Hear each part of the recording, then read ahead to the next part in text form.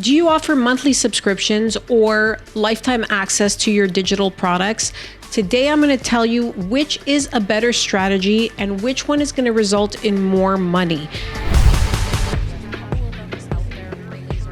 My name is Maria Spragas. I help thousands of 7- and 8-figure merchants boost their conversions and figure out their payment processing. And today, I really want to dive into subscriptions. This is a very hot topic as a lot of different business owners are playing around with either offering monthly subscriptions or annual subscriptions or having a bulk buy and giving lifetime access to different products. It could be software, digital programs, and so forth.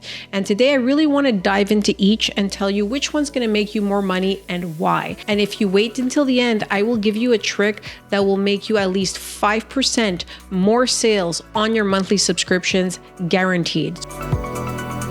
So let's dive into this nice and interesting topic. Now, this changes at various times. A couple of years ago, when we had the pandemic and people were home and, there was just a lot more activity online and so forth, the bulk buys, the 6-month bulk buys or the 6-month, 12-month subscriptions were really booming. And a lot of business owners were doing very well with that. And the trend was to really offer as much time as possible for different products and services. And that was working very well. There was also a little bit more consumer confidence and a little bit more money in the economy at that point because people were getting checks from the government and various help from various organizations, and they were able to obviously have a lot more buying power. And also, a lot of people did not have the luxury of actually exiting their home, so all disposable income was really spent online. Now, fast forward to today in 2025, it is different. People are obviously getting out more and things are back to normal in society, but also the economy is starting to show signs of slowness, and there are a lot of consumers that are a little bit pickier on what they're spending their money on, and disposable income is now split up amongst a lot of various activities, a lot more than it was a couple of years back. So if you are offering huge bundle offers and so forth, and it is more of a direct to consumer type good, or for example, some kind of learning program and so forth, offering 12-month subscriptions is now likely going to cause you to get more chargebacks, will cause you more issues with your payment processor. Now you have to decide, should you be offering lifetime access? Should you have 1-year memberships, or should you stick to monthly subscriptions? Now, as I said earlier, it's a sign of the times. People have less disposable income and they're becoming pickier and pickier because there are more choices available online for various products and services. So right now, what I'm seeing from the different merchants that are processing with Direct PayNet is monthly subscriptions seem to be working better because of the lower price point, the lower commitment that customers have. They only have to commit to you, for example, for 30 days versus a year, or, a very large price point for lifetime access. And a lot of consumers now have limited credit, or they're being selective and creating themselves a budget on their credit card that won't allow them to buy certain things if it goes over a certain price point. So keep in mind that right now, if you're selling a very consumer type product in a direct response fashion, for example, a coaching course or fitness course and so forth, you are better off with a monthly subscription over a yearly or a lifetime access. Now, this might not be the case for all products and services, but if you have a very consumer slanted product, this is probably your best bet. Now, let me explain why lifetime access is not a good idea. Selling something for a lifetime will get you in trouble with your payment processor. It may also get you in trouble, with the Better Business Bureau, the FTC, and so on and so forth.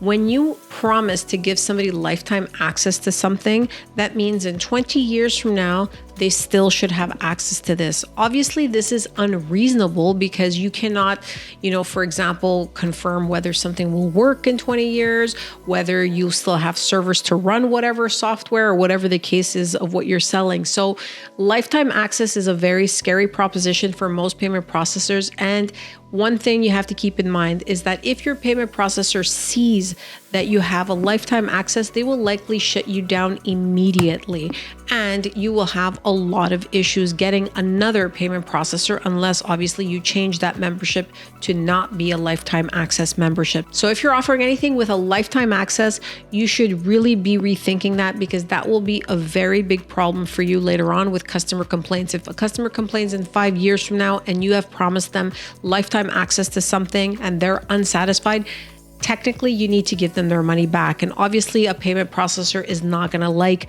to be on the hook for a lifetime access. Now, going down the line there and saying, oh, well, what if I do yearly?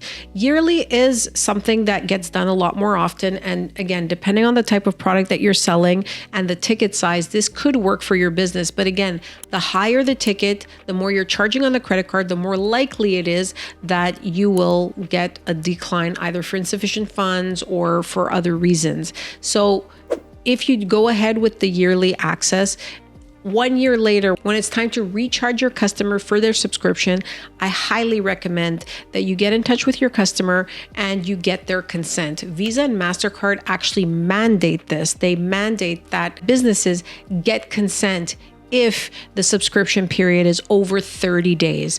So again, that's a little bit of an issue, obviously, for yearly subscriptions. If, for example, your customer doesn't see the email, doesn't respond on time, and so forth, this can get you in trouble. And if you don't get that consent and then the customer gets a charge 1 year later, charges back or disputes the transaction, they will win, because if you don't have proof that you contacted them to let them know that their subscription is going to renew, then you will lose that dispute. So, it does cause a lot more issues to have yearly subscriptions, and you do have to keep a close eye with what's happening on the tech side, making sure that customers are getting their renewal emails, that they're responding that yes, they want to continue, that, if the price point is very large, you're not getting too many declines for insufficient funds and so forth. So, now we're going to go down to the 30-day subscription, which was vilified for a long time because a lot of business owners were saying, if somebody sees a charge every month on their card, they may not like it. You're more likely to get disputes and so on and so forth. But this trend is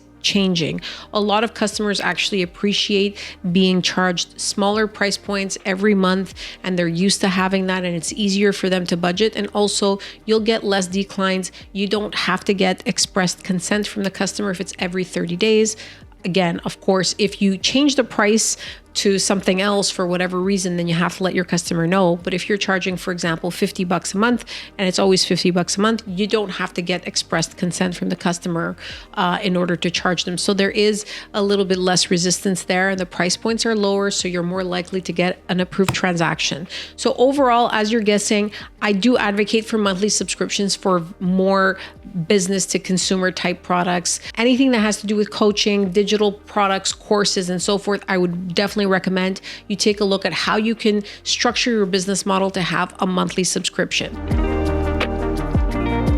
And as I promised earlier, if you do have monthly subscriptions and your churn is very high, or if you want to maximize your conversions on your subscriptions, one very important thing is you can activate something called network tokens in your gateway. Now, you can talk to your payment service provider and they can kind of walk you through this and make sure that they offer this. But having network tokens will ensure that your customers' data is very secure and is encrypted by Visa or MasterCard. So your customer's bank will like that transaction a lot more because it's more secure and it's getting a token directly from Visa and MasterCard. So try to activate network tokens as soon as possible in your gateway.